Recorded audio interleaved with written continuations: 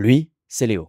À seulement 30 ans, Léo travaille à la direction financière de l'APHP International et de plusieurs PME et startups, mais il est aussi investisseur immobilier, marchand de biens et fondateur d'une nouvelle plateforme de formation dédiée aux entrepreneurs et aux investisseurs. Mais son parcours commence loin de là. Originaire du Vietnam et adopté par une famille française, il est confronté à un contexte familial difficile et au racisme. Léo dérape, trafic de drogue, tribunal, exclusion du lycée, jusqu'au jour où il décide de tout reprendre en main. Il passe un bac S, le DSCG, avec une seule mission, réussir. Il débute dans la finance, apprend vite, et en parallèle, il se lance dans l'immobilier. Il emprunte 1 million d'euros auprès de plusieurs banques, galère à tenir, prend un job de sales pour rembourser et finir par s'en sortir. Il enchaîne les opérations, acquiert plus de 30 appartements, forme d'autres investisseurs et devient marchand de biens. Aujourd'hui, il lance aussi une plateforme ambitieuse portée par des experts pour transmettre tout ce qu'on ne t'apprend pas à l'école. Alors comment on passe du tribunal à l'immobilier pro et comment on construit un patrimoine solide en partant de rien? Réponse dans ce nouvel épisode de Bonjour à toutes et à tous, bienvenue pour ce nouvel épisode du podcast Jeune Doers. Alors dans cet épisode, j'accueille Léonard Descartes. Je suis très content d'être avec Léo, il se présentera juste après, mais juste avant, je rappelle le concept de Jeune Doers si vous connaissez pas. Jeune Doers, c'est juste un podcast dans lequel j'échange avec des jeunes entrepreneurs, des jeunes investisseurs, des jeunes sportifs, des jeunes artistes, bref, des jeunes qui se bougent le cul, qui passent à l'action et qui sont ambitieux et voilà, et surtout qui font les choses, qui n'ont pas juste des rêves plein la tête, mais qui agissent tous les jours pour atteindre justement leurs objectifs. Léo, comment tu vas? Bien, très bien, enchanté, merci beaucoup de me recevoir sur le podcast, c'est un plaisir. Ouais, plaisir partagé. Je suis très content de partager ce micro avec toi. Je te laisse te présenter pour ceux qui nous écoutent et qui te connaissent pas. Je m'appelle Léonard Descartes, comme vous l'avez entendu. J'ai été adopté, je viens du Vietnam. J'ai aujourd'hui 30 ans et j'ai un parcours un peu atypique. Je sais pas si tu veux que j'en parle maintenant, comment est-ce que tu veux que je... Bah, on va creuser. L'idée, c'est de revenir, comme je t'ai dit, un peu chronologiquement. J'aime bien repartir un peu de la... Qu'est-ce que tu fais déjà aujourd'hui quand même pour que les gens nous écoutent, se disent ok, qu'est-ce qu'il fait aujourd'hui, quel est son business, quelle est son ambition, et après on creusera justement chronologiquement depuis tes 17 ans à aujourd'hui, mais concrètement si tu devais te présenter toi et ta boîte peut-être ou ton activité. Ouais, rapidement, parce que j'ai pas mal d'activités, donc je vais essayer de faire assez concis. Donc je suis directeur financier de base, donc j'accompagne de façon part-time différentes sociétés. À côté de ça, je suis marchand de biens. Grossièrement, ça veut dire que j'achète et que je revends des immeubles. J'accompagne dans ce cadre aussi des investisseurs à investir et à faire grossir leur patrimoine. Et j'écris également des livres et des articles, notamment des articles pour le Avenir des investisseurs, je sais pas si tu connais. Ouais. Et donc voilà, j'écris pour eux aussi et des articles sur l'immobilier. Donc voilà, vous voyez, je suis très content d'avoir Léo parce que t'es un des rares quand même qui a cette casquette aussi jeune avec DAF, tu vois, direction financière, IMO, qui t'accompagne aussi des gens dans tout ce qui est profil bancaire, profil emprunteur, achat de biens, etc. C'est quand même des casquettes qui sont assez rares quand on est jeune, notaire, qui sont un peu complexes et qui sont un peu inaccessibles pour certains qui peuvent nous écouter et qui veulent justement passer à l'action. Tout le monde sait qu'on peut investir en IMO, personne ne sait vraiment comment faire. Donc c'est intéressant on va en parler après, on va creuser justement ce qui t'a amené à faire ça et ce que tu fais aujourd'hui pour toi et pour tes clients. Et du coup, ouais, avant tout ça, pour comprendre comment t'en es arrivé là, parce que le chemin n'a pas été une longue route tranquille. Ce serait trop facile, dis-moi. Très trop facile. Donc j'aimerais que tu reviennes à tes 17 ans et peut-être même contexte familial, contexte d'enfance, voilà, où est-ce que tu as grandi, à 17 ans où est-ce que tu étais et qu'est-ce que tu voulais faire à cet âge-là? L'enfance, carrément. Donc j'ai été adopté quand j'étais tout petit. OK. Donc j'ai pas connu mon pays de naissance, donc le Vietnam. J'ai grandi en Bretagne, dans la ville de Vannes. Je sais pas si tu connais, c'est super beau, il y a un microclimat, c'est vraiment super stylé. Et donc mes parents, on va dire classe moyenne supérieure. Okay.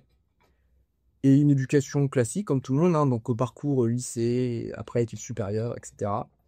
À 17 ans, où j'étais, à 17 ans, je venais de me faire virer de mon lycée pour trafic de drogue. Ça peut paraître un peu étonnant comme ça. Et juste après, à 18 ans, donc j'ai passé le bac, j'ai quand même passé un bac S.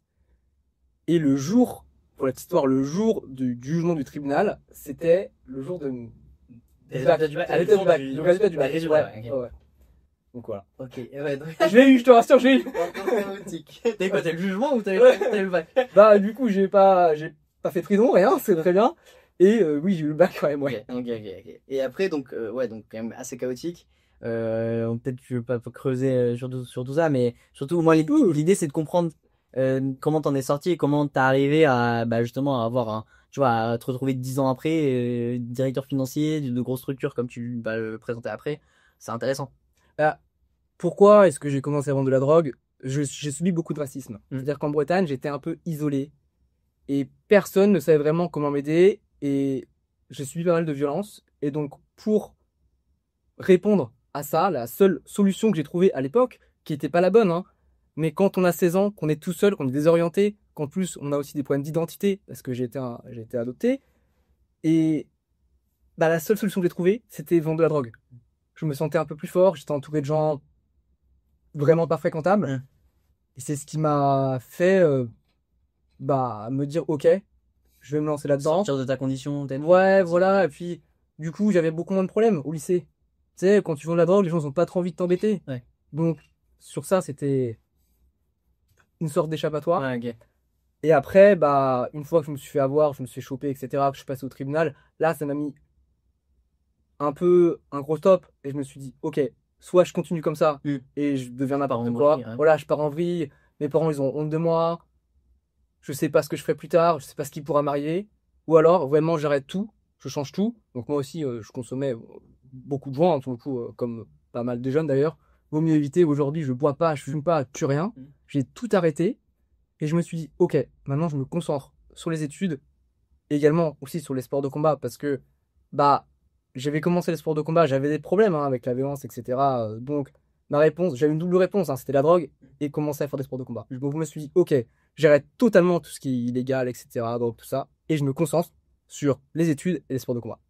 C'est comme ça que ça a commencé, et donc je suis parti T'es en sorti de. Ouais. Ok. Et donc, du coup, t'es parti en. T'as fait quoi comme tu t'es dit quoi donc, t'as eu bac S? Tu me disais. J'ai eu un bac S et je suis allé sur le parcours d'expertise comptable, DCG, DSCG.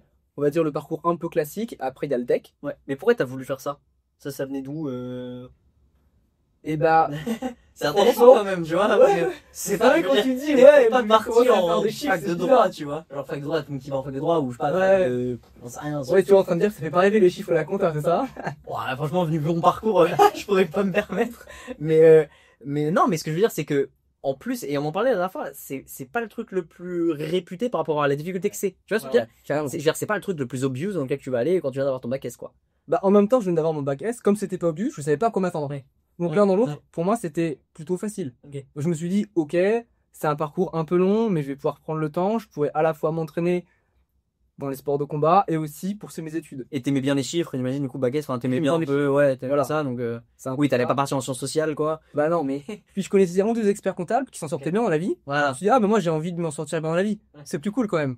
Ah, ok, non, mais ça m'étonne pas, oui, Voilà. c'est classique, chemin classique, enfin, volonté classique, quoi. C'est ça. Mais du coup, donc, parcours, pour expliquer aux gens ce que c'est que le DSCG, tu peux expliquer rapidement, globalement, le diplôme, ou dans les grandes lignes, quoi, qu'est-ce que c'est? Bah, dans les grandes lignes, tu touches un petit peu à tout ce qui touche à la compta, finance, contrôle de gestion, droit. L'idée, c'est vraiment d'apprendre les bases de comment gérer une société. Donc pour après, soit travailler en entreprise, soit travailler en cabinet d'expertise comptable ou en cabinet d'audit. C'est les trois voies un peu classiques. Donc, tu fais 5 ans. Tu fais 5 ans. Et ensuite, si tu veux, pour que les gens nous écoutent, si tu veux devenir expert comptable, et on y viendra évidemment, donc tu passes une DSCG, C'est ça. bac plus 5. Ensuite, tu dois faire 3 ans d'expert comptable mémorialiste, donc tu es embauché dans une structure en tant que collaborateur. Et ensuite, tu passes ton DEC, ton diplôme d'expertise comptable. Et à ce moment-là, tu peux te prétendre expert comptable et tu as le tampon de l'État C'est ça. qui te valide ton diplôme. Et à la base, je m'étais dirigé pour être expert comptable. Ok. Sauf que, arrivé en fin de DSCG, à un moment, je me suis dit, mais est-ce que je peux vraiment être expert comptable alors que j'ai un casier judiciaire? Et personne n'a su me répondre. Même moi, je sais pas. Ça sais c'est toujours plus pas. pour être commissaire aux comptes. Mais attends, juste pour comprendre, un casier judiciaire, ça devient une fois qu'il est plus vierge, il devient jamais vierge. Genre tu peux pas le. Non, en fait, t'as 3 types de casiers, il me semble. Hein, je suis pas. Ouais. Je suis un mec fier du droit tonal, hein, c'est ça. Mais en gros, t'as un casier, le 3, qui est vraiment disponible à tout le monde. Ouais. Donc l'employeur le demande, tu vois tout ce qu'il y a, etc. Le 2, où il y a déjà un peu moins d'informations. Et le 3, qui est uniquement pour la police et les autorités. Ok. Et donc moi, le 1, excuse-moi. Ouais. Donc moi, j'étais que sur le 1. Ok. Donc en gros, un employeur ne pouvait pas savoir que j'avais fait ça. Et ça, c'est en fonction de la gravité de la peine, j'imagine. Enfin, Ouais. la gravité du truc. De la Donc, gravité c'est du qui- truc et de la peine. Ouais. Et de- Voilà. c'est Ça, de en ça gros, au va final. lâcher ta vie entière en Ah, te mettant c'est le ça. casier 3 si t'as juste fait un petit trafic de merde, en gros. Bah c'est ça, Voilà. je suis quand même passé au tribunal pour enfants. Enfin, c'est pas non plus Et j'ai tué personne. De dire, voilà, j'ai vendu de la drogue, donc je dis pas que c'est bien, mais c'est On pas se non comprend, plus ouais. si horrible. Ouais. Et donc, pour pas que ça pénalise ma carrière, Ok. ils se sont limités. Oui, donc en gros, peut-être que t'aurais pu devenir expert comptable parce que c'est, mais en même temps, c'est réglementé, donc je vois. Bah, je sais pas, notamment sur la partie commissariat aux comptes. C'est là où j'ai un peu plus de doutes. Ouais, ok. Ok, voilà. En tout cas, je serai jamais juge, mais tant mieux, je pourrais être juge. Ça, c'est bien. Donc de base, c'était parti pour faire diplôme d'expertise comptable. À la fin de ces 5 années de DSCG, du coup, tu t'arrêtes et tu te dis, ok, enfin tu t'arrêtes, tu finis de DSCG, quoi. Ouais, et tu te dis, ok, qu'est-ce qu'on va faire qu'est-ce que tu choisis Bah, Tu déjà, vas caser tout de suite ou déjà, ce qu'il faut savoir, c'est que j'ai loupé le DCG Ouais. parce que j'ai une note éliminatoire. Le diplôme est très compliqué et la première année où j'ai fait le DCG, donc c'est en 3 ans, la dernière année, j'ai eu une note éliminatoire, donc j'ai pas eu le DCG. Ok. Le DCG tout de suite. Et donc, j'ai commencé à travailler, j'étais à la fois en cabinet Mhm. et à la fois, je travaille mes cours le soir pour le DSCG. Et c'est comme ça que j'ai eu mon DSCG, donc je travaille en cabinet. Ok. Et donc j'étais en CDD, CDI. Et après, je travaillais le soir mes cours et le week-end. Et t'as repassé Ouais, déjà, Ouais, t'as repassé le DSCG. Et je repassais le DCG ensuite. Ok. Ouais. Et là, tu l'as eu et après, tu t'es dit quoi? Donc t'as continué dans ce cabinet Ah non, non, non. Moi, le cabinet, c'était plus possible. Ouais. Bon, après, c'est des goûts et des couleurs. Hein. J'aimais pas ça, j'aimais pas le mode de management, j'aimais pas comment c'était géré, j'aimais pas les gens avec qui je travaillais. Donc, je suis parti directement en direction financière. Ok. Ce que j'ai fait, j'ai eu un peu de culot parce que j'avais pas du tout les compétences pour prendre le job que j'ai pris. Mhm. Et je me suis dit, ok, j'y vais, de toute façon, j'ai rien à perdre et je sais que je peux travailler énormément. Et je vais apprendre sur le terrain, quoi. Et que je vais apprendre sur le terrain. Ouais. Alors, au début, ça a été assez dur. C'était quoi ton poste? Bah, c'était directement là, à la PHP internationale. Mon poste a pas mal évolué parce qu'évidemment, j'ai pris Direct, plus de responsabilités. Ouais, ouais, ouais, ouais. Ça a combien de temps? C'était il y a 8 ans maintenant, je crois. En tout cas. Ok. Ouais, ouais. Et c'est marrant parce que là, donc je suis allé dans des conseils de surveillance, etc. J'étais tout jeune. On me prenait pour un stagiaire, quoi. Mais Non, pour que les gens captent, donc c'était direction financière de l'APHP, de la PHP internationale. qui est Donc, c'est l'unique filiale des hôpitaux de Paris Ouais. qui a vocation à promouvoir le savoir-faire français des hôpitaux sur toute la partie internationale. Donc, par exemple, on va appuyer à la formation d'hospitaliers ou de professions hospitalières, par exemple, des gens qui vont faire les payes dans les hôpitaux, etc.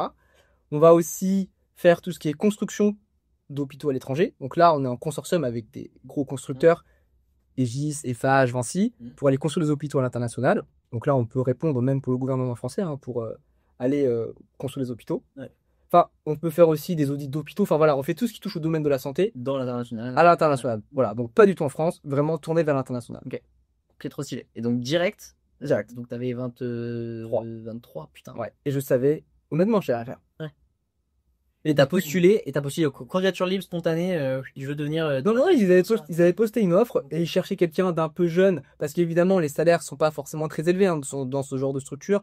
Ils cherchaient quelqu'un de jeune qui avait fait à la fois de l'expertise et de l'audit. Attends, Il y avait que les deux. c'est public, privé, c'est public privé. C'est totalement privé. Totalement Totalement privé, 100% privé. Ok. C'est un peu un fonctionnement atypique, c'est-à-dire que c'est détenu à 100% par du public, Ouais. mais c'est une SASU. Ok. Donc au final, c'est privé. Ok. C'est du droit privé. Ok. Donc j'étais pas fonctionnaire, j'étais sous contrat de droit privé. Ok. Classique. Un CDI comme Ok, marrant. Et donc direct, donc t'es pris. Ouais. T'es pris. C'est quoi ton job à ce moment-là? Tu fais quoi à 23 ans à la PHP Au début, j'ai dû récupérer tout ce qui était la compta, etc. Donc les RH, tout ça. Et puis voilà. Ouais. Ok. Et en parallèle, je me suis dit, ok, comment est-ce que moi je peux gagner de l'argent? Parce que je ne cherchais pas forcément un très haut salaire, mais je comprenais bien que si je trouvais pas des solutions pour générer plus d'argent, j'allais pas aller très loin. Et là, l'immobilier m'est venu à l'esprit assez rapidement. Donc j'ai dû comprendre un peu le fonctionnement des crédits, tout ça. Mes parents m'avaient pas du tout éduqué là-dessus. Donc au début, ça n'a pas forcément de ça de me dire, ok, je prends un crédit pour acheter un appart. Je connaissais pas non plus la fiscalité. Donc j'ai dû un peu me former sur tous ces sujets. Et après, je me suis lancé en immobilier en parallèle de mon activité. Donc, ok, fois. Et donc tu t'es lancé direct en quoi? En locatif ou marchand de biens ou locatif? Ouais, direct en locatif. Le marchand de biens, vaut mieux pas commencer tout de suite comme ça. J'en parlerai éventuellement après si tu veux. Et ouais, donc j'ai commencé par du locatif. Ce que j'ai fait, c'est que directement, je le dis hein, assez ouvertement, hein, les gens le savent, j'ai emprunté à peu près 1 million d'euros d'un coup en allant voir plein de banques différentes. Mais ça m'a mis en risque parce que j'avais pas assez d'apport. Du coup, je me suis retrouvé en difficulté. J'ai dû emprunter de l'argent à des amis parce que mes parents à l'époque ne pouvaient pas me prêter de sous. Et donc, je me suis mis dans des difficultés aussi personnelles. Pour la faire un peu simple, c'est-à-dire que je signais un compromis, j'allais voir une banque. En parallèle, je signais un autre compromis, j'allais voir une autre banque. Donc comme ça, aucune des banques ne pouvait croiser l'information que j'allais demander des prêts dans différentes banques. Le seul truc, c'est qu'à un moment, tu dois quand même mettre l'apport. Ce qu'on appelle en immobilier des Ouais. templates, des Oui, templates. voilà, exactement. Oui. Voilà, moi, j'ai fait une concours test. Moi, dans 4 banques. Sinon, c'est pas marrant. Donc, beaucoup le font. Alors, petit disclaimer quand même, il y en a plein qui le font, tout le monde le fait. C'est risqué. Vous voyez les risques que ça peut avoir, mais c'est bien, c'est intéressant aussi, tu vois. Tu me le disais juste avant, d'ailleurs, tu t'es rendu compte du coup des problèmes de ça. Et aujourd'hui, tu peux conseiller un peu mieux les clients là-dessus aussi. Donc, quels sont, les risques, c'est quoi? C'est que oui, effectivement, quand t'as beaucoup trop d'apports à mettre et que t'as pris le cash, Bah, c'est ça. Ouais. C'est le sujet de l'apport, c'est le sujet après du temps à passer sur les dossiers, c'est le sujet du stress. Il y a plein d'éléments qui rentrent en considération quand tu te lances là-dedans. Et à l'époque, moi, quand je l'ai fait, ça se faisait pas encore trop. Je l'ai fait juste en sortie de Covid. Les gens commençaient à en parler, mais c'était pas encore un peu démocratisé comme ça a été à un moment. Dire qu'aujourd'hui, je peux le dire ouvertement, hein, que j'ai fait ça. Mais à l'époque, ça se disait pas, ça se faisait pas. Les gens en parlaient pas. Ceux qui le faisaient, ils disaient, bah voilà, moi j'ai acheté plein d'immeubles, mais plein d'immeubles, plein d'appart, sans dire pourquoi, ni comment. Et en plus, il faut aussi bien comprendre le fonctionnement bancaire, parce que simplement dire, je vais voir une banque, et je vais voir une autre banque, c'est en réalité un peu plus compliqué que ça parce que les banques ne communiquent pas entre elles. Par contre, les organismes de cautionnement communiquent entre eux. Et tu peux pas aller voir deux banques qui ont le même organisme de cautionnement. Sinon là, elles vont voir, l'organisme de cautionnement va voir que tu as déjà demandé un prêt dans une autre banque.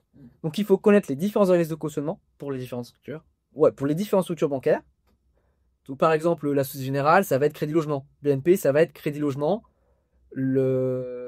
La BRED, ça peut être. Oula, excuse-moi. Oh, j'ai un trou, mais ça peut être le truc des fonctionnaires. Enfin, en tout cas, voilà. Ouais. Chaque banque, c'est pas forcément les mêmes organismes de cautionnement. Ou alors, il faut avoir une hypothèque. Là, dans ce cas, les banques ne savent pas que tu as une hypothèque avec une autre banque. Mais la plupart du temps, la banque ne te laissera pas le choix entre la caution et l'hypothèque. Ce sera. En général, c'est une caution. Hein. Exactement. En général, c'est caution. Sauf quand tu achètes un immeuble, là, t'as pas trop le choix. Mais du coup, ça veut dire qu'il faut que tu trouves une banque qui accepte de te financer en hypothèque. Et c'est pas forcément si simple quand tu commences. Surtout, bah, quand t'es jeune, que tu gagnes 2-3 000 euros par mois, que t'es là et que t'as pas non plus trop d'apport, que t'as pas des gens qui te conseillent et qui t'aident, bah, aller lever des montants importants, c'est compliqué, quoi. Ah ouais, mais de toute façon, la philosophie bancaire, je veux dire, comprendre la structure bancaire, comme tu le disais, comprendre comment les banques fonctionnent, comprendre comment tu peux vraiment obtenir des crédits et comment tu peux les draguer une banque pour améliorer ton profil bancaire, pour qu'elle puisse te financer, etc.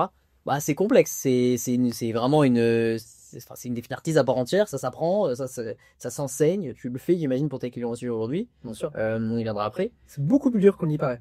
Ah ouais, On se dit juste, ah, je vais voir le banquier. ouais, donc, donc le soleil. c'est facile si tu veux acheter une RP.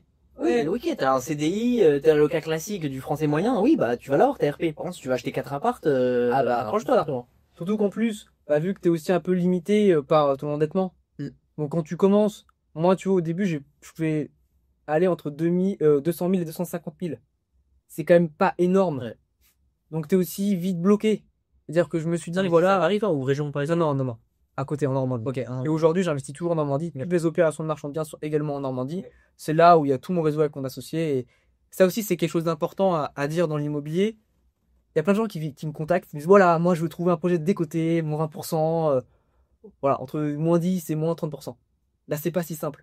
Et le produit décoté, tu le repères pas comme ça. Donc, il faut soit que tu connaisses parfaitement ta zone, soit que des agents avec qui tu travailles, qui t'apportent des opérations pour que tu puisses ensuite les traiter. Mais c'est beaucoup de relationnel et beaucoup de réseaux. Et c'est pareil, moi, demain, j'en sais rien, je dois faire une opération de marchand de biens à Nancy. Donc, admettons, j'achète un immeuble et je me dis, ok, je le vends à la découpe et je fais des travaux et je traite 2-3 problèmes et je le revends. À Nancy, si je connais pas le marché, je connais pas le réseau, j'ai pas de réseau d'artisans, bah, c'est une galère. Bah, tu passes, en fait, tu perds ton temps, ton horaire, au final, il est éclaté, tu passes 6 mois sur 2 au lieu de 2 mois dans ta zone, si tu la connais bien et que t'as surtout si tu fais de la découpe et que tu fais des travaux et que tu fais des machins, enfin, il y a un moment, Et ouais. Et même, ne serait-ce que pour analyser la valeur Ouais. des biens ensuite que tu vas revendre. C'est marrant parce que souvent les gens me contactent, ils me disent, ah, voilà, moi, j'ai pas trop de difficultés à estimer un bien. Mais estimer un bien, c'est une complexité sans nom. Parce qu'il y a plein d'éléments qui peuvent rentrer en compte sans qu'on se rende compte. Pour un même bien d'une même surface, tu peux avoir une copropriété avec 5 lots ou une propriété avec 30 lots. Donc la copropriété avec 30 lots, forcément les charges sont beaucoup plus élevées. Tu peux aussi avoir dans la copropriété des appartes au rez-de-chaussée qui vont vouloir beaucoup moins qu'un appartement au dernier étage avec une vue. Tu peux avoir parking, pas parking, tu peux avoir garage, pas garage. Enfin, plein de cas de figure qui font que même avec une méthode décomparable, c'est très compliqué d'estimer la valeur d'un bien. En plus, les gens vont aller sur le site des impôts pour avoir les transactions passées ou DVF, mais tu sais pas dans quel état était le bien. C'est-à-dire que là, tu vois un prix au mètre carré. Ah, voilà, l'appartement de 30 mètres carrés était vendu pour 3 000 € du mètre carré. Ok, génial, mais dans quel état? Si t'as un salubre. Ouais, c'est ça. Et puis tu sais même pas quelle vue, quoi. Enfin, en fait, t'en sais rien. Tu vois juste l'adresse. C'est bien, mais ça suffit pas. Et c'est vraiment beaucoup. Bah, c'est la problématique avec un IMO là-dessus, ouais. Ouais. C'est plus complexe que ce que les gens pensent. Tu sais pas, il y a une autre fois, je parlais à quelqu'un qui voulait que je l'accompagne, et la personne me disait, voilà, moi je vais trouver un bien, faire une plus-value tout de suite, etc. Je lui dis, mais déjà, est-ce que tu sais que quand tu achètes un bien immobilier qui va valoir 1, en réalité tu le payes 1,15. Pourquoi? Parce que t'as les frais de notaire, t'as les frais d'agence, parce que la plupart du temps il y a une agence, et ensuite t'as les frais bancaires. Donc les frais de dossier, les frais de dossier bancaire, tout ça, les frais de cautionnement, d'hypothèque. Donc tu finis à payer un bien qui vaut 1,15. C'est pour ça t'as intérêt à faire une bien plus value. Bah ouais, c'est un peu compliqué. Bon alors le marchand de biens a des frais de notaire un peu réduits, mais malgré ça, il a quand même aussi pas mal de frais, quoi. Mais justement, on va y venir juste après. Mais donc toi, t'as fait un peu de locatif. C'est comme ça que t'as commencé vraiment. Ouais, j'ai une trentaine d'appart aujourd'hui, ouais. Ok, 30 apparts aujourd'hui. Majoritairement des immeubles. Enfin, moi j'investis même que dans les immeubles. Ok. Je préfère la monopropriété. Ouais, ça c'est les goûts et des couleurs. Hein. Ouais, je pense que j'aime pas partager. Mais ça c'est en vrai pour tous ceux qui font quand même pas mal d'IMO préfèrent dans ce cadre-là. Ouais, même bon, le c'est pas mal. Ah ouais, c'est quand même plus simple. Au niveau gestion quand même après c'est quand même un peu plus agréable. T'as plus de problèmes aussi, évidemment. Et tu gères tout seul. Bah tout est pour ta gueule, mais en même temps t'as pas non plus quelqu'un qui va te t'embêter ou ça va te mettre des bâtons dans les roues ou qui va. T'as pas de problème de copro, quoi. Voilà, t'as pas de problème de copro. T'as posé locataire, mais c'est un autre sujet, ça. Mais donc tu fais un peu donc ça c'était donc t'as commencé il y a 7 ans l'investissement immo en fait, il y a 6-7 ans quoi. Ouais, c'est en prison, ouais. Ouais, après ok, quand t'étais juste après le Covid. Ouais. OK, comme ça. OK. Ouais, donc 6-5 ans. Et donc depuis donc t'as beaucoup monté, t'as gardé toujours ce poste à la PHP. Bon, évidemment t'es monté aussi dans la structure, j'imagine. J'ai un peu changé de changé de périmètre. Ouais. Et donc toujours un peu dans la direction financière ou enfin toujours de DAF un peu. Ouais, et après j'ai accompagné également des startups ou d'autres sociétés un peu similaires en parallèle. Mais justement, j'ai toujours beaucoup travaillé par contre. Ouais. Moi, je suis un soit aussi 80 heures semaine. Ouais, voilà, c'est là où je veux en venir, c'est que t'as l'IMO, ok. Ouais. T'as ton job principal à la PHP, on va dire. Et à côté, moi c'est presque comme ça que je t'ai connu, c'est en fait que tu faisais DAF à part-time entre guillemets. Pour des sociétés, pour des boîtes, pour des startups, pour des groupes, comme des petites boîtes, comme des machins. C'est ça. C'est quoi cette activité concrètement? Si tu peux expliquer un peu aux gens. Il y en a qui connaissent pas. À quoi tu sers pourquoi les gens font appel à toi à ce moment-là et à quoi tu sers, et la durée de tes missions, etc. Déjà, je pense qu'il faut différencier, on va dire, il y a 3 types de DAF. Il y a le DAF qui est en interne dans la boîte, c'est le cas un peu classique. Et là, les boîtes, elles peuvent être vraiment variées, hein. Ça peut être des petites comme des grosses, comme des boîtes cotées. Il y a de tout. Hein. Ensuite, il y a le DAF part-time. Donc, c'est un peu ce que j'étais, je vais en revenir juste après. Et il y a le DAF de transition. Le DAF de transition, souvent, c'est des DAF qui ont bossé dans des grosses boîtes, qui vont intervenir sur des missions ponctuelles et sur tout type de structure. Mais même aussi des très grosses. Okay. Ça peut être, par exemple, implémenter un logiciel de gestion financière dans un grand groupe. Il y a un DAF d'un énorme groupe qui a besoin d'aide pour implémenter un logiciel, donc il va faire appel à un DAF de transition. Ou alors, le DAF d'un grand groupe part, il y a besoin de 6 mois de passation, et là, tu vas prendre un DAF de transition. Donc, c'est des gens qui sont payés en assez cher. Ouais. Très réglé, court terme, très court terme. Voilà. Le DAF part-time, c'est un peu différent, voire c'est même très très différent. En général, on est sur des boîtes qui font entre 1 et 10 millions de chiffre d'affaires. Okay. Ça peut aller un peu plus, ça m'est arrivé d'aller sur un peu plus. Mais après, le périmètre et le métier devient quand même un petit peu différent. Ouais. Pour moi, le DAF part-time, c'est un médecin généraliste. C'est-à-dire qu'il vient tout coordonner. En général, dans ces boîtes qui font entre 1 et 10 millions de chiffre d'affaires, il n'y a pas de DRH. Ouais. Donc souvent, tu as le rôle. Donc DAF, c'est CFO quand même, hein, pour que les gens comprennent. Ça, ouais. Voilà, directeur financier. Ouais, directeur financier. Ouais. C'est ça. Et donc, tu interviens, tu fais un petit peu tout. Tu peux toucher au juridique. Tu vas toucher au RH. Tu vas toucher, donc évidemment, à la finance, contrôle des chambres, ça c'est évident. Tu vas toucher à la fiscalité. Tu vas toucher même parfois au système d'information et de gestion. Enfin, voilà, tu touches un petit peu à tout ce qui est administratif et ce qui est pas purement opérationnel. Ouais, ça. En fait, tu deviens vraiment... c'est le médecin généraliste. Ouais, vraiment... Et après, tu coordonnes des acteurs. Moi, par exemple, je vais te dire, dans mes partenaires, j'ai des partenaires courtiers en assurance. J'ai des avocats. J'ai des experts comptables. Où tu étonnes que ça puisse paraître. Voilà, la comptable, dans toutes les boîtes que j'accompagne, elle est déléguée. Pourquoi? Parce que, montant que tu es qu'un expert comptable, en général, je facture plus. Et du coup, il vaut mieux avoir quelqu'un qui fait la gestion comptable Et moi, je viens plutôt apporter de Bah, la tu côté coordonnes. stratégique, Non, mais c'est etc. ça, je Ouais, pense c'est que ça. la vision du médecin généraliste, elle est très belle. Et ça va même qu'on en gestion pas ça. Ouais. La gestion de patrimoine, bon, elle est plutôt même le banquier privé dans une structure de banque privée, c'est vraiment le coordinateur. C'est l'interface client. En l'occurrence, toi, ton client, c'est la boîte directement, donc c'est le CEO, globalement. Ouais. Et après, tu coordonnes, bah, évidemment, les différents spécialistes. Donc, pour nous, c'est l'ingénierie patrimoniale, l'avocat sur le côté, le notaire, l'asset manager qui va placer les sous, etc. Et toi, tu coordonnes tout et c'est toi l'interface et l'interlocuteur direct. Là, c'est pareil. Donc, en gros, tu coordonnes vraiment et évidemment que tu vas pas te mettre demain à faire la compta ou le bilan de la boîte. C'est pas ton job. Comme c'est pas toi qui va rédiger le contrat de RH, par contre, c'est toi qui régit. Contrat de RH, ça peut arriver. Ouais, contrat de RH. Ouais, ça peut arriver. Ça dépend, mais en tout cas, c'est pas moi qui recrute d'hommes. Voilà. Souvent, c'est pas moi qui vais gérer les conflits. Il y a forcément des avocats derrière. Ou j'en sais rien sur des. Bah, les assurances, c'est un très bon exemple. C'est-à-dire que c'est tout de suite un peu complexe le monde des assurances. Donc, si tu. Moi, mon rôle en tant que tel, c'est de le comprendre. Je comprends le monde, je comprends ce que va me dire mon courtier, et moi, je fais la traduction un petit peu avec la direction générale, le président et le DG. Et éventuellement le codir quand il y a des boîtes où il y a un codir. Et qu'est-ce que tu kiffes dans cette pourquoi tu t'es mis à faire ça? Pourquoi t'as pas juste continué l'IMO, tu vois? Qu'est-ce que t'allais chercher dans Intellectuellement. Ouais. Ah, c'est plaisant. Ok. C'est stimulant intellectuellement. C'est-à-dire que l'IMO, moi j'ai fait du locatif, d'accord, je me faisais chier. Ouais. C'est nul. Après, Marchand de je biens, suis ça doit être locataire, un peu plus plus, chiant. euh, Ouais, marchand de biens, c'est un peu plus ouais. marrant parce que du coup, j'ai des C'est des pas mal de ouais, thématiques. ouais. Ouais, il y a vraiment des problématiques même techniques dans l'immobilier que tu connais pas quand tu es juste investisseur IMO. Il y a L'urbanisme. ouais, l'urbanisme, bon, je déteste l'urbanisme. PLU, tout ça, c'est C'est insupportable. Moi, je déteste ça, c'est mon aspect qui fait ça. Et très bien. Il y a aussi tout ce qui est financement du marchand de biens, qui est aussi encore vachement différent. T'as la gestion de ta trésorerie, tout ça, parce que du coup, tu injectes aussi souvent une bonne partie de ton cash. C'est le marchand de biens, c'est une activité à part entière, là où l'investissement, voilà, l'immobilier locatif, c'est un peu plus de l'investissement. Et donc, intellectuellement, c'est aussi un peu moins marrant. Ok. Et donc, sur la partie là, vraiment, c'est stimulant. Ouais. C'est ça que j'aime bien. Ouais. Mais aujourd'hui, j'interviens. À un moment, ça m'est arrivé d'intervenir vraiment en profondeur dans les boîtes. Donc, ça m'est arrivé de faire des transitions de logiciels, machin, tout ça. De vraiment tout remettre à nu quand c'était le bordel. Ça, je le fais plus aujourd'hui puisque c'est chronophage, c'est vraiment un peu chiant, c'est administratif, je le fais plus. Quand les gens viennent me voir, je leur dis OK, moi je veux bien juste sur la strat, en gros. C'est là où intellectuellement c'est ça que je préfère. Mais voilà, c'est plus beaucoup kiffant. moins dans le. Ouais, c'est ça. C'est le pic. Enfin pour moi en tout cas. Après, Ouais, je pense qu'il faut chacun trouve son intérêt dans ce qu'il fait. Hein.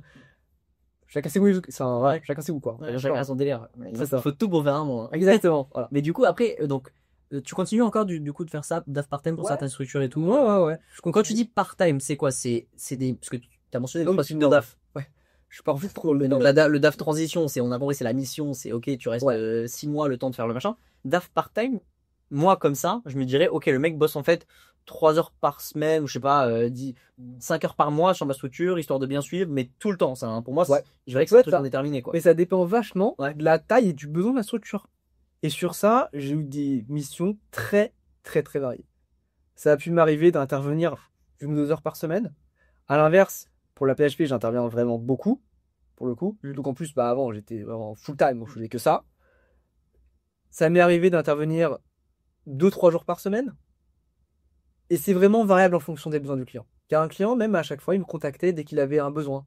Pour un dossier de financement, pour clôturer les comptes, pour gérer les commissaires aux comptes, etc. Et j'intervenais très ponctuellement. Sans forcément qu'il y ait une durée hebdomadaire fixée de base. Et donc, c'est vraiment à la carte en fonction de ce que le client a besoin. Et aussi en fonction de toi, du temps que tu as, que tu peux donner à ton client à ce moment-là. Donc, c'est-à-dire qu'il faut bien communiquer. En général, un DAF part-time entre 3 et 5 clients. Ouais. Sur une personne seule. Hein. S'il fait que ça et Voilà, puis- il fait que ça. Ouais. Ouais. Ce qui est bien, c'est, moi, je préfère avoir du recurring, c'est-à-dire toujours un petit peu les mêmes clients sur une longue période, parce que moi, ça me permet d'anticiper, de lisser mon chiffre d'affaires, etc. Et aussi de vraiment pérenniser dans la boîte. Ouais, c'est ça, long terme quoi. Enfin, faut que Ah ouais, faut que la strat elle soit déterminée, il faut qu'elle soit suivie après, sinon. ben c'est ça. Surtout que ça reste quand même beaucoup de relationnel. Ouais. On a beau dire, mais si tu t'entends pas trop avec le DG, si tu t'entends pas trop avec les équipes, t'as vachement de mal à travailler, à communiquer. Et ça m'est arrivé d'ailleurs de tomber sur des DG, voilà. Je vais pas aller plus loin que ça, hein, mais vachement compliqué de bosser avec eux. Et donc, pour moi, c'est important quand même de rentrer un peu dans le corps de la boîte. Et c'est pour ça que le fait d'y être un peu souvent et une mission long terme, pour moi, c'est un peu plus intéressant. Et j'aime pas trop les missions où je suis là juste pour une semaine ou juste pour un mois. Ouais. Après, c'est vraiment, encore une fois, des couleurs. Hein. Ouais. Et ça, du coup, t'as besoin quand même d'avoir. Est-ce que t'arrives en mode, ok, j'ai déjà mes contacts, j'ai déjà les personnes chez qui je peux refiler, tu vois, je sais pas, j'ai déjà l'avocat qui sera bon pour faire ça. Parce que c'est ça aussi, j'imagine. En fait, ils te prennent plus toi comme coordinateur vraiment. Et du coup, c'est toi qui vas être encore une fois dans le business, mais il faut que tu aies aussi ton carnet d'adresse, entre guillemets, que tu puisses apporter toutes les connaissances et toutes les expertises dont la boîte a besoin, quoi. Bah, carrément. Je suis d'accord. C'est-à-dire que moi, j'arrive avec tout mon réseau. Dire que si le DG me dit, ah, bah, moi, j'ai besoin de tel ou tel contact, telle personne, bah, moi, j'arrive et je lui donne aussi les contacts. Donc, quand les gens vont me dire, ah ouais, en général, un DAF facture entre 800 et 1500 euros la journée, on va dire. 1500, c'est pour les gros, 800, c'est plus pour ceux qui débutent. Bon, moi, je fais des forfaits, donc en général, ça finit paraître un petit peu moins. Mais quand tu arrives et que tu as ton réseau, la personne, elle te paye pas uniquement pour ce que tu vas faire. Elle te paye pour les compétences que tu as acquises et aussi le réseau que tu as. Ouais. C'est-à-dire que tu pourrais te dire, ah, comme ça, ah, c'est beaucoup 800 euros la journée. Ouais, mais si tu lui apportes tout ton réseau, que derrière, toi, ça fait, je sais pas combien d'années que tu fais ça et que tu vas beaucoup plus vite que quelqu'un en interne, etc. C'est comme tout, de toute façon, si tu es un e-player, que ce soit un DAF, que ce soit un CEO, que ce soit peu importe, un head of sales, t'as besoin, si t'as un besoin, c'est que t'as un besoin, et donc il faut qu'il soit comblé plus rapidement et au mieux, au plus cher, quoi, c'est normal. Donc, ok, et donc là, tu continues cette mission de DAF et tu continues à côté de faire des mots à titre perso. Oui, à titre perso, bon, j'ai quelques immeubles en locatif, mais surtout, ce que je fais, c'est marchand de biens. Ouais, ok. Donc là, c'est la plus grosse partie de mes activités aujourd'hui. Ok. Je dirais que c'est ce qui me rémunère le plus. Ça, c'est intéressant, justement. Bon, c'est un peu la suite logique. En général, les mecs, quand ils font pas mal de locatifs, après, ils aiment ça. Ouais, bien sûr. S'ils aiment ça, ils vont sur du marchand de biens. Si tu peux expliquer rapidement, bon, le marchand de biens, ok, on achète, on vend, c'est bien. Mais concrètement, tu vois, est-ce qu'il y a des différents types de marchands de biens? Est-ce qu'il y a des mecs qui vont se dire, ok, j'achète des trucs démontés et je refais tout? Ou est-ce que ça peut être juste ok, il y a une opération où le truc est juste décoté, mais je peux le revendre intact 2 semaines après? Enfin, tu fais quoi? Très bonne question. Et ça dépend vraiment des marchands. Ouais. Chacun a un peu sa spécificité. Il y en a, par exemple, ils sont excellents sur les terrains à bâtir. Il y en a, ils vont être excellents sur les gros entrepôts, les gros hangars. Moi et mon associé, on est plutôt sur de l'immeuble qu'on achète et qu'on revend à la découpe. Ok. On peut traiter même des mérules ou des trucs un peu complexes. Et après, on va découper l'immeuble, faire des travaux et on va vendre à la découpe. C'est quoi des mérules? Une mérule, c'est un champignon Ok. qui vient te défoncer, te bouffer ton bois et qui derrière fait un peu peur, coûte assez cher et il y a pas mal de risques. Et donc souvent, on peut avoir des produits un peu décotés si on vient régler ce type de problème. C'est-à-dire que le marchand, il vient vraiment régler des problèmes à un propriétaire. Et plus tu règles le problème, plus t'es payé pour. Ouais, en gros, c'est un petit peu ça. Ouais. Et pareil, souvent, tu viens de positionner sans conditions suspensives. C'est un délire très entrepreneurial, la chose, quand même, le marchand de biens. Beaucoup plus même que le locatif. Ah, mais c'est totalement. Ouais. Enfin, pour moi, quand tu fais du locatif, tu fais de l'investissement. Ouais. Quand t'en fais beaucoup, c'est vrai que tu commences à être un peu entrepreneur, mais tu touches. Quand t'es marchand de biens, t'es vraiment entrepreneur. C'est pas, enfin, voilà, il y a plus de, tu crées une société, c'est sérieux, tu fais pas la part des choses. T'as tes assurances, t'as tes machins, t'as tes contacts. Enfin, tu vois, quand t'es en locatif, ou t'as ton assurance P&O, propriétaire non occupant, t'as tes petits trucs, voilà, t'as tes assurances de prêt, ça s'arrête là. Ouais. Bah, quand t'es marchand de biens, t'as des responsabilités civiles, t'as tes responsabilités si le bien il prend feu, voilà, tu peux avoir des responsabilités commerciales, pénales, etc. Ouais. Bah, c'est une activité à part entière. Ouais. Donc, c'est vraiment purement de l'entrepreneuriat. Ouais, c'est intéressant. À ce titre. Ouais. Donc toi, c'est plus de la découpe, traiter un peu les problèmes du style genre du mérule, tout ça là. Ouais, c'est ça, ouais. Après, ça dépend aussi de la zone. Enfin, vu que t'investis beaucoup en Normandie, forcément. Ouais, exactement. Ça dépend de la zone et ça dépend des projets sur lesquels on tombe. On est fermé sur rien, mais c'est là où on a le plus de facilité à trouver nos opérations. On peut aussi faire de la division cadastrale. Une division cadastrale, en gros, la mise en copropriété, c'est quand tu jettes un immeuble, il y a déjà les lots qui sont faits, mais tu fais une mise en copropriété et ensuite tu vends lot par lot. La division cadastrale, c'est pareil. T'as 2 lots sur la même parcelle et tu coupes la parcelle, en gros. C'est un peu ça, pour la faire un peu simple. Et nous, on est pas mal là-dessus, ouais. Et comment tu t'es formé à tout ça? Et ben, je suis associé avec un ami à moi, qui est vraiment 100% terrain. Ok. Lui, c'est un tueur. Et donc, lui, sur le terrain, c'est vraiment lui qui gère les opérations, etc. Moi, je suis un peu plus sur la partie financement, administrative, gestion des investisseurs. Indirectement aussi, gestion du risque, gestion des projets. Et aussi, on accompagne des investisseurs, en plus de ça. Et donc, moi aussi, il y a des gens qui me contactent pour qu'on les accompagne sur l'investissement. On fait vraiment les deux en parallèle. Okay. Parce que, prenons un exemple simple. Demain, on a un bien, une agence te contacte. Le bien, allez, décoter 25%, un immeuble. On se dit, ok, on peut y aller en marchand. On fait les calculs et tout. Un peu compliqué, ça tourne pas. Pourquoi? Parce qu'il est 100% loué.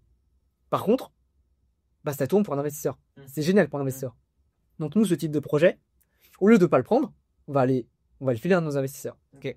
Donc on a un pôle d'investisseurs, nous, et en plus, on a nos opérations de marchand. Et en fonction de la typologie du bien, Ouais, du projet, d'opportunité, quoi. ouais, c'est ça. Mhm. Parce qu'un immeuble 100% loué, c'est vachement compliqué pour un marchand. Ouais. Alors que pour du locatif, bah, c'est top. Ouais, c'est bien. Tout le monde est content. Tant mieux. Donc voilà, on fait un mise là-dessus. Ok, très cool. Et ces investisseurs-là, ils investissent en direct. Enfin, genre, c'est vraiment là, tu vas trouver un investisseur qui va dire, ok, moi, je suis prêt à acheter cet immeuble-là en entier. Ou est-ce que tu fais des SPV ou des des crowdfunding. On rentre dans ce milieu-là, là. J'ai été posé ça avec Brix la dernière fois.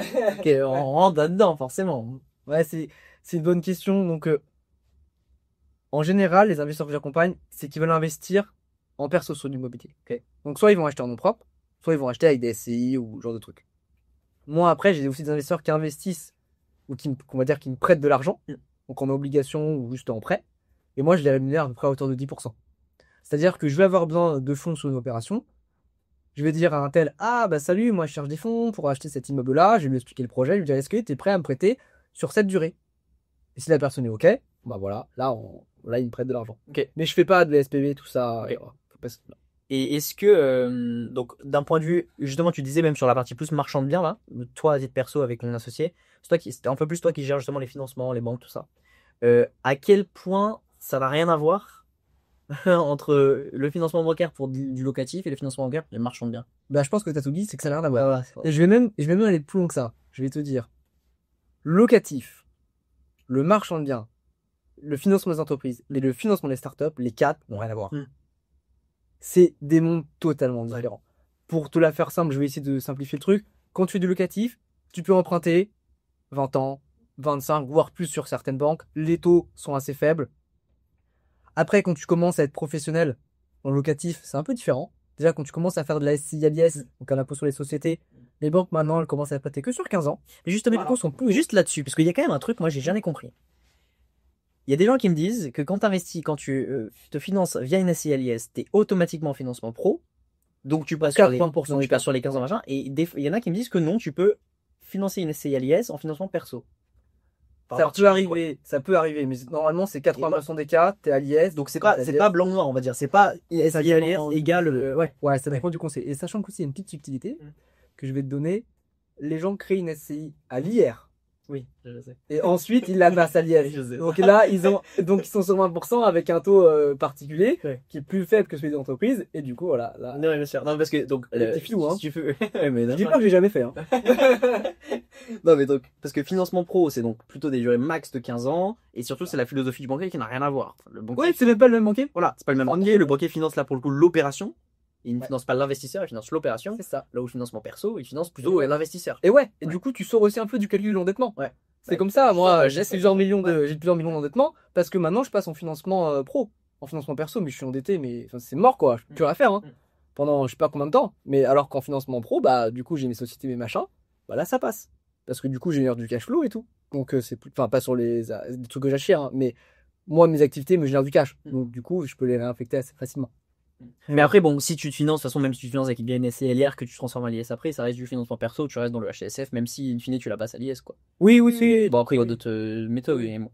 Ouais, ok. Et donc, à quel point, ouais. Donc à quel point c'est différent? Ouais, à Tu quel veux que je termine? Ouais.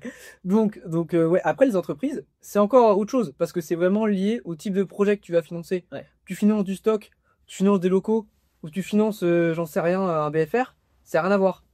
Et c'est incomparable avec les taux, pareil, du locatif. Et le marchand, c'est encore très très différent parce que c'est des emprunts court terme. Donc en général, tu empruntes entre, on va dire, 3 mois, mais les banques n'aiment pas trop les flips, donc les petits projets courts, et on va dire 3 ans. Voilà, c'est ça, le financement marchand. Tu es en général sur un Euribor, donc c'est Variable. invariable, plus 2 ou 3% en fonction des banques. Ok, c'est pas beaucoup, je pensais que c'était plus. Bah, t'es en théologie globale entre 7 et 10% en fonction des banques sur les marchands. Ouais, mais la marge, elle est un peu plus élevée, du coup, le Ribor, là, enfin, si tu veux Ribor plus 3, t'es à max 6, quoi. Ouais, mais après, t'as les frais de dossier, t'as les Ouais. comptes, t'as tous les trucs qui s'ajoutent, hein, c'est un peu marrant, tu sais, acheté son truc, tu vois. Ok, ok. Mais là, sachant qu'en confonding, t'en empruntes beaucoup plus, hein, donc en même temps, Bien et sûr. là, tu te dis, ah ouais, c'est énorme, le mec, il emprunte à quasiment. Ah non, mais Ah ouais, mais fais forcément du financement parce que imaginons, tu t'as dit je peux pas financer 3 mois sur un flip, mais imaginons tu veux vraiment faire un flip. Après tu peux rembourser en anticipé. Ça faut juste négocier avec la banque si tu peux rembourser en anticipé, non? Ou, Ouais, après, le problème, c'est que dans ce cas-là, tu fais une fois, deux fois, trois fois, la banque, elle va dire, bah, Ok. du coup, on va plus se retrouver avec vous, quoi. Ok. Parce qu'ils se rémunèrent pas forcément sur les petits trucs, Ok. sur les durées courtes. Ouais. Ils se rémunèrent plus sur les durées longues. Et donc, le marchand de biens doit aussi avoir beaucoup de cash de côté. Nous, on a financé beaucoup d'opérations en propre. Pourquoi? Parce qu'on gagne un temps de fou furieux. Monter un dossier, c'est hyper long. Faut expliquer le dossier, faut donner ta situation perso, faut aller expliquer à la banque le projet, le pourquoi tu le fais, ta structuration et tout, c'est super long. Donc nous, parfois, même régulièrement, on finance en cash. Et ça me fait gagner vachement de temps. Alors oui, bah du coup, on fait pas d'effet de levier, mais ça dépend. Il y a des projets aussi où les banques, elles aiment pas trop. Tu vois une mérule, la banque, tu commences à tirer un peu la gueule. Les projets courts, les mérules, elles aiment pas trop. Elles Ouais. préfèrent les trucs un peu longs, machin et tout. Plus patrimonial. Ouais, Même les ouais. banques pro d'ailleurs, mais c'est marrant, même le financement pro Ouais. quoi. Ouais. Ouais. Et après, bon là, demain, tu veux financer une startup, bah là, c'est encore un autre sujet. C'est hyper compliqué parce qu'en plus, tu vas devoir mixer entre subventions, startup, Ouais, plus comme- money, ils font plus Ouais, exactement. Ouais. Tu as un mix entre les levées de fonds, Mm. donc qui viennent en prime d'émission, etc., dans ton bilan, qui viennent ensuite combler avec des subventions, Mm. et ensuite, bah là, tu vas avoir du bancaire. Mm. Et donc, c'est un espèce de jeu un petit peu complexe entre gérer les trois, et c'est vraiment totalement différent de l'immobilier locatif ou même de l'immobilier marchand de biens. Toi, t'as accompagné justement du coup en tant que DAF part-time Ouais. des startups qui venaient de lever, ouais, ou avec un Ouais. mix classique, hein, flex equity, donc equity plus dette. Exactement. Et c'est un an, ça va être compliqué, non? Même l'onboarding suite à ça, comment les flux rentrent, comment niveau comptable, tu vois, comment tu rebalances les flux, comment tu optimises tout ça aussi. En compta, ça arrive en prime d'émission. Ouais. Non, mais Ça- je veux dire, plus pas tant de compta, mais pardon, mais plus vraiment, ouais, niveau stratégie, en tant que DAF part-time, tu vois, genre, ok, Ouais. là on a 10 millions qui arrivent, qu'est-ce qu'on fait? Ouais, C'est bah, info, ça, mais il faut le faire travailler, faut. ouais, ça c'est compliqué. Donc moi en général j'optimise avec des comptes à terme. Ouais. C'est le plus basique. Je fais assez peu de placements autres parce que pour le coup c'est jamais trop où ça va. En plus les startups, moi en général je fais un prévisionnel. En général tu lèves pour 2-3 ans, tu vois, 1, 2, 3 ans. Donc en gros je fais des par palier pour les comptes à terme qui se débloquent plus facilement débloquables. Il faut faire attention au cash burn, mais c'est toujours un espèce de jeu entre la stratégie que tu as, ce que veulent voir les fonds, la croissance, ta trésorerie. En même temps, si tu vas trop vite, t'as plus de cash, donc t'as fait ta levée, tu dois refaire une levée rapidement. Voilà, c'est hyper compliqué. Il n'y a pas de règle. Il y a pas de règle. Ça dépend vraiment du projet. Et puis aussi, ça dépend. Est-ce que tu peux avoir de la subvention? Est-ce que tu peux avoir de la subvention? Parce que t'as toujours une espèce de jeu. La subvention, il faut que tu aies des capitaux propres, donc ça veut dire qu'il faut que tu aies levé. Ou alors, faut que tu aies. Enfin voilà, la banque, elle va aussi avoir ses critères. C'est honnêtement assez compliqué. En plus, tu dois aussi jouer avec le commissaire aux comptes. Parce que du coup, quand tu fais des levées de fonds, il y a un commissaire aux comptes, tu vas auditer tes comptes. Et les informations que tu donnes à ton commissaire aux comptes doivent toujours être un petit peu différentes de ce que tu donnes à tes investisseurs. Et toujours être un peu différent de ce que tu donnes pour la subvention, qui est toujours un peu différente de ce que tu donnes pour les investisseurs. Enfin, c'est toujours un peu. C'est complexe. On en parlait la dernière fois, justement, des fois, t'es un peu dans cette position aussi, t'as le cul un peu entre deux chaises parfois, quand t'es DAF part-time, mais c'est ça, on en vient là, c'est un peu ce que tu disais à demi-mot, mais ça, c'est intéressant aussi, tu vois, à quel point t'es le repose, tu vois, t'es le repose-coude du CEO sur certains cas, et en même temps, des fois, le CEO peut aussi te prendre à partie, entre guillemets, pour certains sujets. Des fois, t'as le cul entre deux chaises, quoi. Tu bosses pour lui, des fois, tu bosses, il a l'impression que tu bosses dans son sens, et des fois, il a l'impression que tu bosses contre lui, mais ça va être compliqué de. Bah oui, parce que par exemple, prenons un exemple simple. Ce que va demander un commissaire aux comptes, c'est pas ce que va demander un investisseur. Donc le commissaire aux comptes, il faut que ça soit dans les règles et bien fait. Donc si tu dis à ton CEO, bah attention, le commissaire aux comptes, il te dit que là, bah faut modifier la façon de comptabiliser, bah t'as pas forcément trop le choix. Et donc le CEO, il dit, ah, négocie, machin, etc. Bah non, en fait, ça marche pas trop comme ça. Tu dois respecter les règles. Là, on a essayé d'expliquer au commissaire aux comptes qu'on allait appliquer telle règle. Il est pas d'accord, il veut qu'on change. Bah, il veut qu'on change.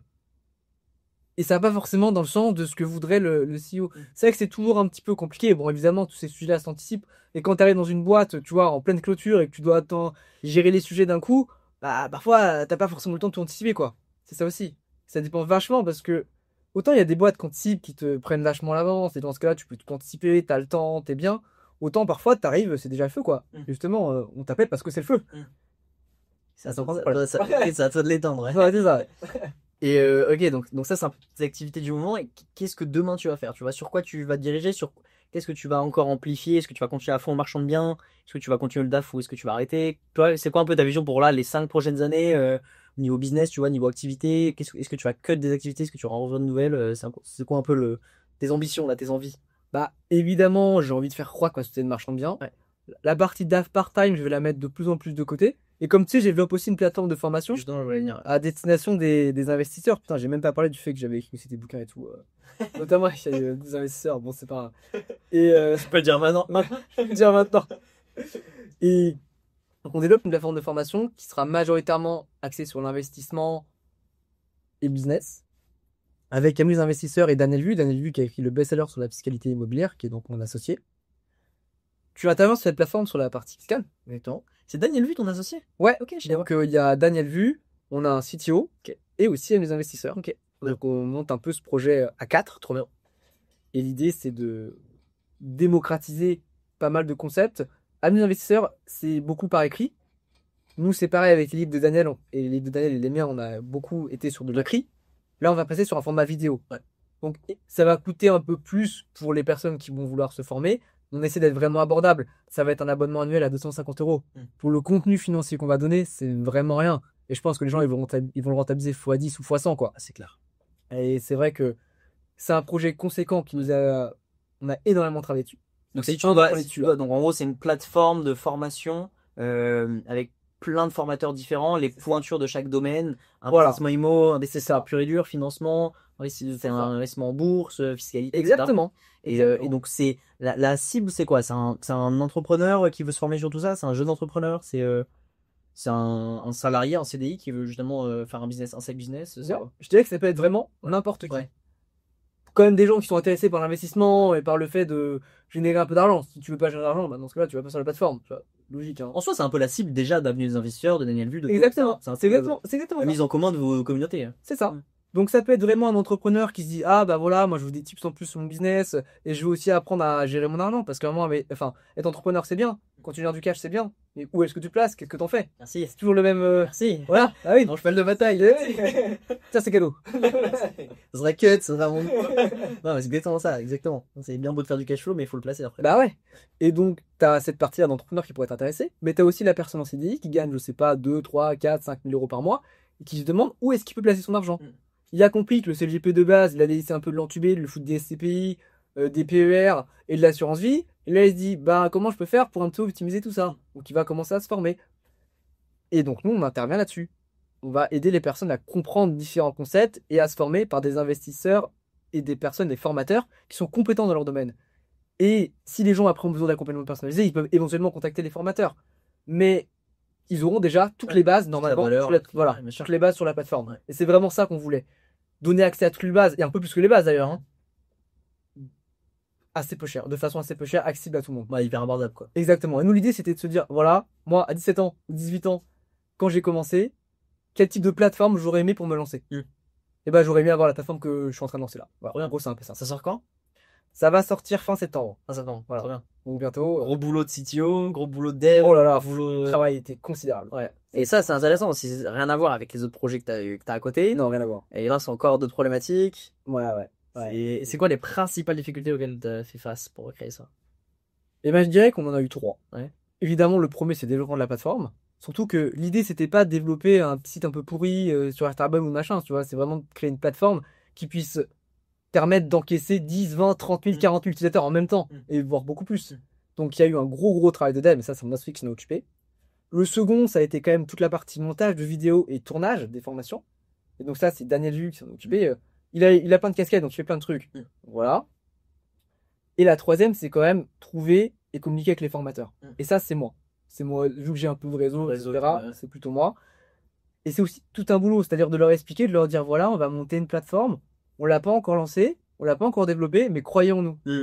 Donc quand les gens te connaissent pas trop ou peu, bah c'est un peu compliqué. Donc c'est pour ça qu'au final, les gens de la plateforme, c'est quasiment que des gens que je connais, et qui me font confiance, qui se sont dit, oui, Bah, ils sont bien. ah ouais, au pire, je vais faire pas grand-chose, et puis bon, on sait qu'il est bon, donc il va probablement aller jusqu'au bout de son projet. Ouais, ça te fait confiance, quoi. Exactement. En gros, c'est ça, t'es obligé, de toute façon, t'es obligé de faire confiance. Mais ça a dû être pas évident de trouver des mecs peut-être qui sortaient un peu de ta zone justement de connaissances. Ah ouais. C'était assez compliqué. Après, on avait aussi sur 2-3 formateurs l'aide à mes investisseurs, donc de Nicolas Decodin, qui nous a pas mal aidé là-dessus. Et on a une très bonne relation avec lui. On a publié son best-seller avec Daniel. C'était nous qui étions la maison d'édition derrière. Donc, et moi, j'écris des articles sur leur site aussi. On s'entend bien, on est aligné sur la vision des choses, sur les valeurs. C'est vrai que c'est plutôt chouette. Donc, on a réussi, ils m'ont ramené un ou deux formateurs comme ça, assez facilement, qui ont relation par mail, etc. Tu vois, c'est pas mal. Trop bien. Trop bien. Donc ça, c'est le gros projet. Ça, c'est le gros projet. Ouais. Continuer après à côté marchand de biens et puis du coup toujours t'es toujours DAF pour la PHP à côté. Oui, bah, pour l'instant toujours un petit peu. Ouais. Après, moi, la partie DAF, à un moment, normalement, je vais tendre à réduire parce que c'est une activité qui me fait plaisir, mais c'est là où je gagne le moins d'argent. Donc, si tu veux, à un moment, c'est toujours ce truc entre où est-ce que tu pourras avoir du plaisir, est-ce que tu préfères être à fond sur tes projets. Et moi, intellectuellement, ça me plaît. J'aime l'ambiance, j'aime travailler là-bas. En même temps, je génère quand même vachement plus d'argent à côté, quoi. Ouais. Donc, tu vois, je suis toujours un peu, qu'est-ce que je fais? C'est un peu ça. Là, pour l'instant, je me dis, je reste un peu, je fais tout en même temps, ça me plaît bien. Je travaille beaucoup, hein. En même temps, j'aime ça. C'est mon truc. Mais ouais, exactement ce que je ferai demain, mais c'est impossible à dire. Tu vois, même s'il y a 5 ans ou à 17 ans, là, tu me demandais, ouais, qu'est-ce que tu penses que tu aurais fait à 30 ans? Mais c'est justement, c'est quand même dingue de voir, tu vois, la trajectoire, quoi. Et ouais, mais même, tu sais, quand j'ai commencé la gestion locative il y a quelques années, jamais je me suis dit, je vais être marchand de biens. Jamais.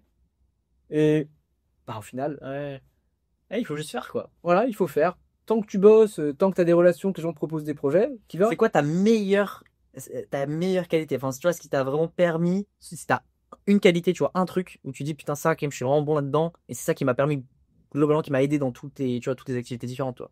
Parce que tu peux pas dire, c'est pas, tu vois, c'est pas ta capacité de DAF, entre guillemets, c'est pas, hein, tu vois, t'as tellement d'activités diverses qui n'ont rien à voir avec ça, mais c'est quoi? C'est le fait d'avoir du réseau, c'est le fait d'être juste gros travailleur, c'est quoi? J'ai beaucoup de style. Non, je rigole. Ouais, peut-être. Non, vraiment, c'est la discipline. Ouais. Je suis ultra discipliné et je suis ultra travailleur. Je travaille énormément. Et quand je dis discipline, c'est vraiment sur tous les aspects de la vie. Moi, maintenant, c'est mon alimentation, c'est ma façon de vivre. Je dors un certain nombre d'heures. Je répète plein de process différents dans ma journée qui fait que je suis ultra carré, ultra discipliné. Et quand je dis que je vais bosser jusqu'à 1h, 2h du mat', je vais pas arrêter à 23h. Je vais bosser jusqu'à 1h, 2h du mat'. Quand je dis que je dois faire quelque chose, je le fais. Il n'y a pas de j'attends, etc. Tout est carré. Et ça, je dirais que c'est vraiment la discipline. Et pareil pour les sports de combat, parce que je l'ai pas dit non plus, mais à un moment, j'étais prof d'arts martiaux et de boxe. Et c'est vrai que bah, c'est pareil, tout est lié à la discipline. Si t'as pas envie de t'entraîner, tu t'entraînes pas, tu vas jamais aller très loin. Hein. Tu dois juste t'entraîner, même si t'as pas envie de t'entraîner.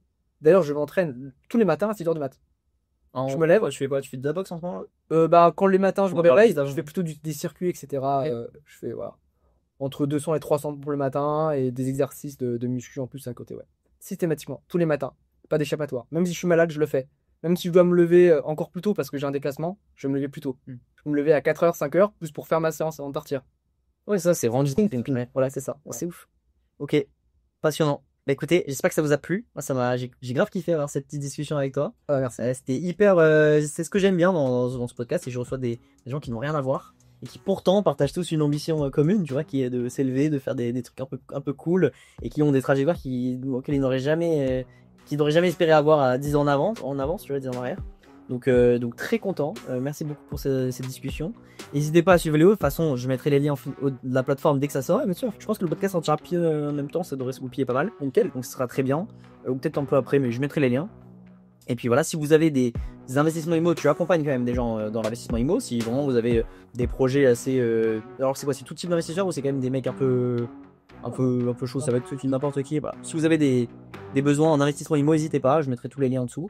Et puis voilà, je vous dis à la prochaine, n'hésitez pas à vous abonner, ça sort toutes les 2 semaines, Jeune Doer, on doit être au 28e ou 29e épisode, je sais plus. Et puis je compte pas m'arrêter là, donc voilà, suivez la chaîne, suivez Léo évidemment, et puis à la prochaine, ciao.